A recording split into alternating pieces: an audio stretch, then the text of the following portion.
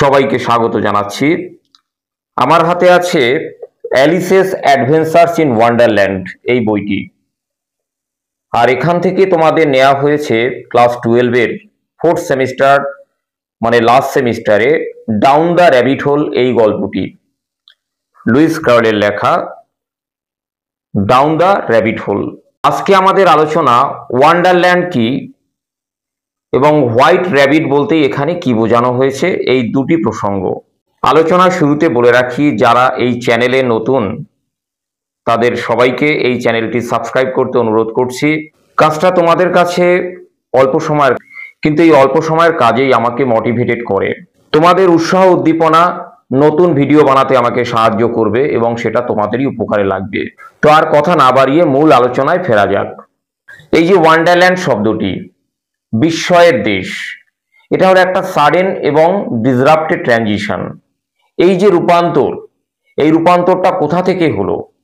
আমাদের যে familiar world আছে, পরিচিত জগৎ, সেই জগৎ থেকেই এই ওয়ান্ডারল্যান্ডে আমাদের উত্তরণ বা ওয়ান্ডারল্যান্ডে আসা।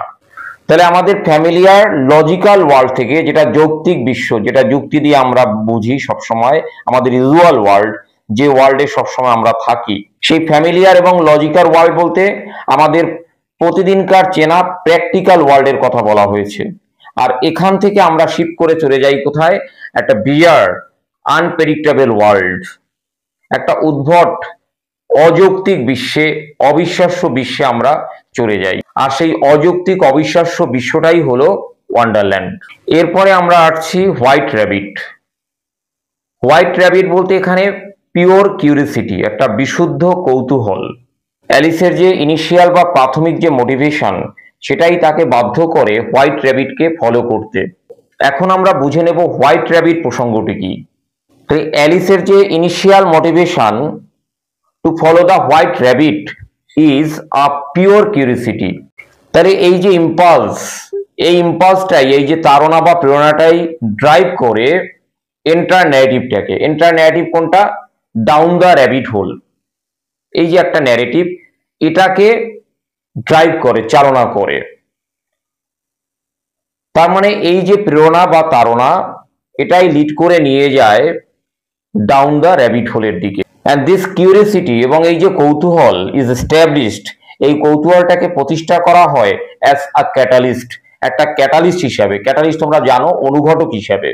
অনুঘটক সম্বন্ধে তোমরা জানো, ধরো মাংস রান্নার সময় এক টুকরো পেঁপে ওই মাংস রান্নার মধ্যে দেয়া হলো, তাহলে মাংসটা তাড়াতাড়ি সিদ্ধ হয় এবং তাড়াতাড়ি রান্নাটা কমপ্লিট হয়। তো পেঁপেটা এখানে একটা অনুঘটক।